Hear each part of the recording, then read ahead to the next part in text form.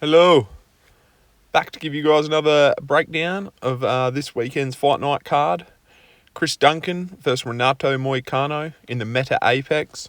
So you already know if you're in the Meta Apex, it's going to be a little bit of a fizzer of a card. Not super exciting matchups, but I'll go through and I'll try and find a couple that I think are going to be a bit better, a bit more interesting to watch, But I just wanted to talk about last weekend's card. A couple of the fights I thought were pretty entertaining, and just a few of the moments I thought were always where it was a bit funny.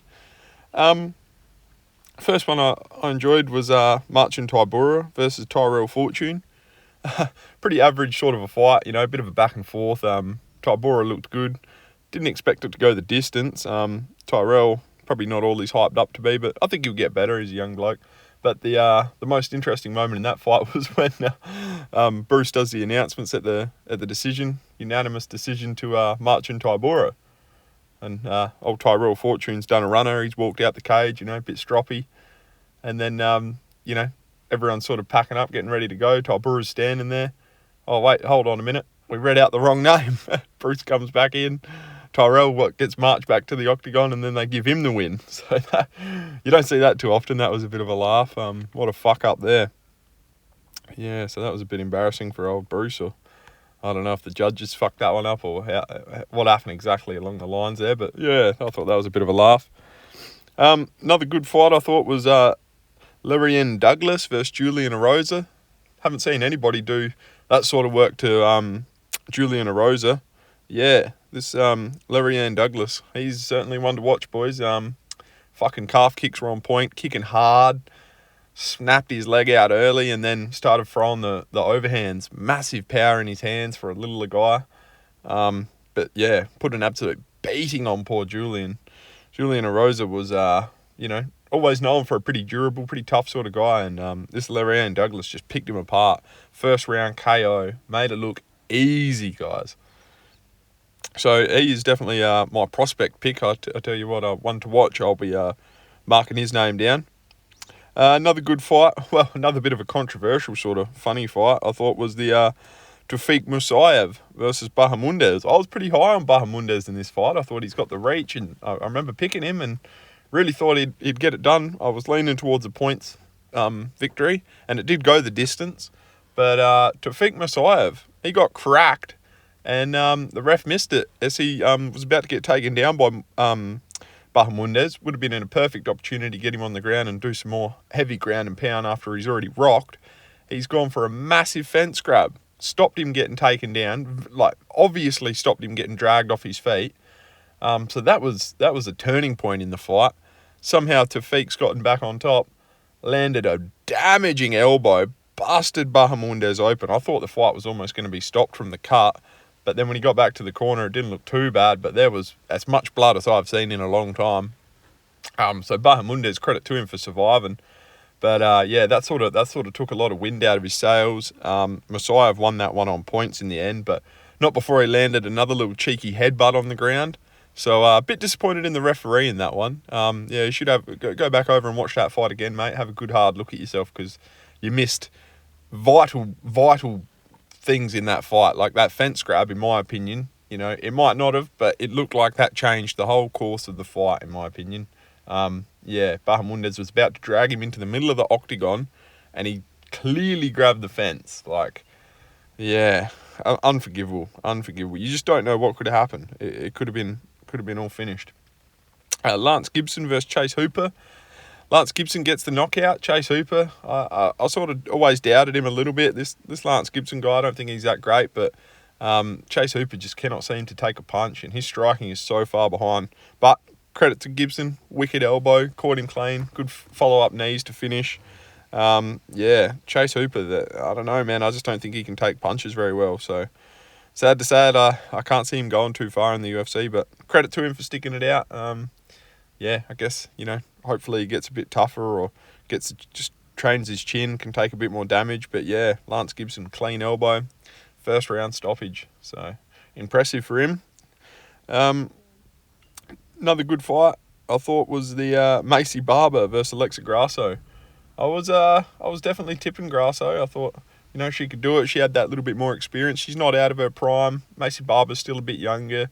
you know, bigger, older, experienced fighter. Well, she's not really bigger, but just a more experienced fighter and cleaner hands. You know, got them Mexican fast hands. Cracks her on the jaw and then chokes her out all in one hit. So one of the most brutal finishes in women's MMA I've seen in a long time. So that sort of made the night a bit more interesting. I was waiting for a bit of a dull one before the main event, and then that went down. So that sort of sparked me up for the main event, and that sort of didn't really disappoint. I thought it was a good fight. The only thing I was disappointed in was Adestanya's game plan.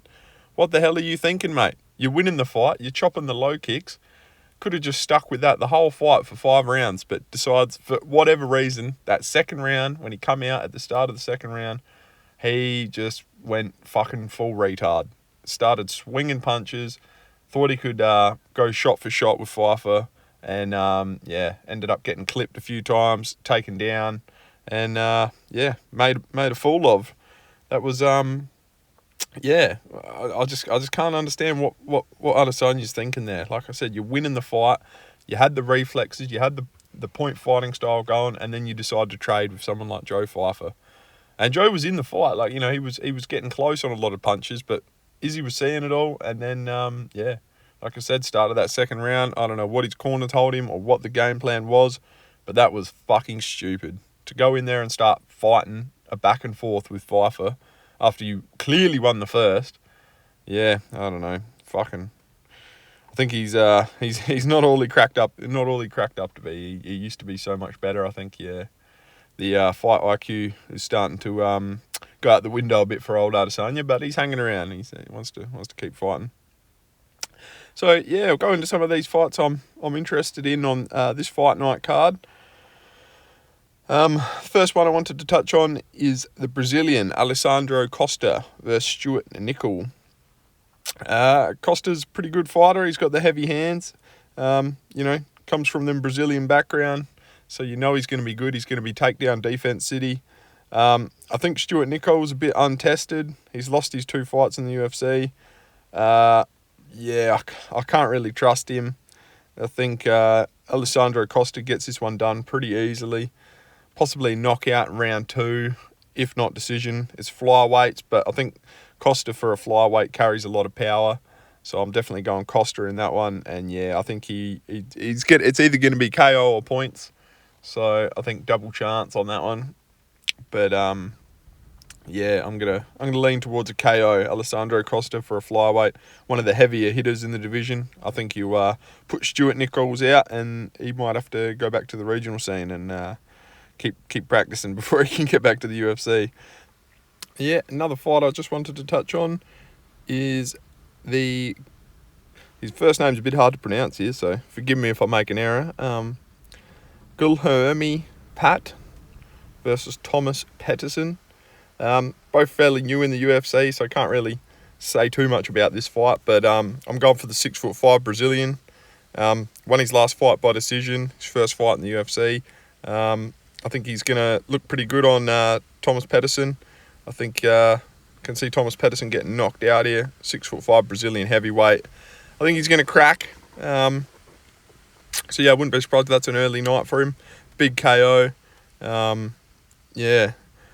So that'll be a good fight, guys. I'm looking forward to seeing this new Brazilian and how he goes. I think he's probably going to make Thomas look pretty silly, in my opinion.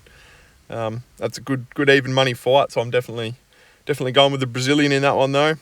The next fight I want to talk about, a little bit of an underdog here. Well, it's pretty even money, but slight underdog. Vina Jandiroba versus Tabitha Ritchie.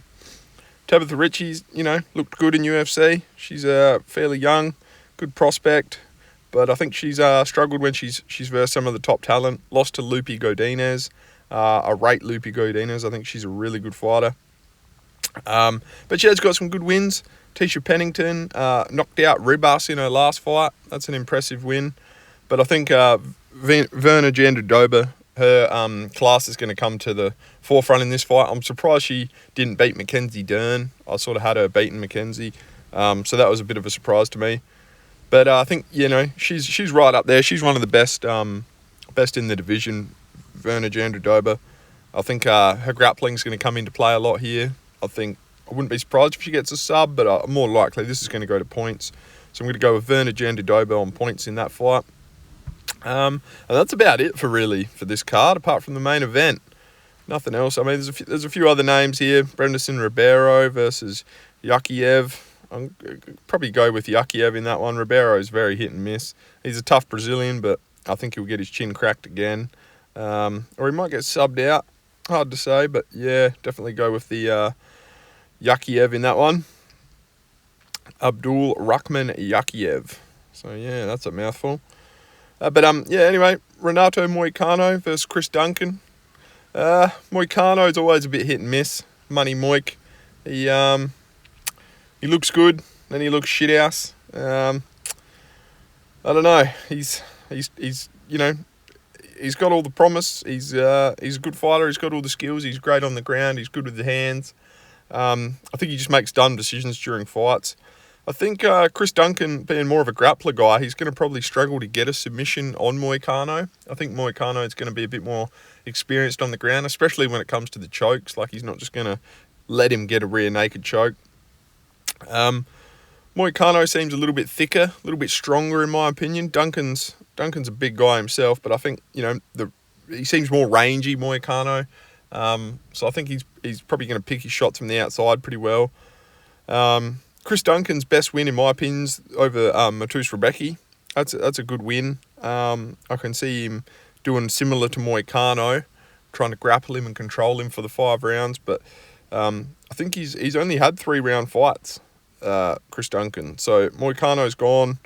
Well, he's never made it to the final 5th round, but I know he has against Dos Anjos, lost a decision against Dos Anjos, 5-round fight. So I think that's going to come into play, the experience of it being a 5-rounder. He's done main events before, Moicano. I don't think he's going to want to get cracked and go out early. I think he's going to want to soak it up a bit more. So I wouldn't be surprised if this fight goes a little bit longer than Chris Duncan sort of expected. Takes him out to deep water, and I think Moicano, with his skills and his experience, will get the job done. He's a slight underdog. I don't know. I don't love him because you never know with Moicano. Like I said, he's one of those fighters that's pretty hit and miss. But I think his experience and his range, I think he's going to be able to keep Chris Duncan off him, get him with good knees, good teeps, and set the pace of the fight, and probably win a decision. I'm thinking in this one. I think he's going to be a little bit gun shy. He's not going to want to go crashing in. I think Chris Duncan's going to be the one doing the wild swinging and coming crashing in. But I think, I think Moicano's going to have the skills to keep him off him. He's going to have the footwork to just pick his shots a bit better, a bit more technical. So I'm going to go, Moicano by points in that one, guys. Cheers. Thanks for listening. Let me know if you have any predictions or what you guys think is going to happen in the fights. And enjoy.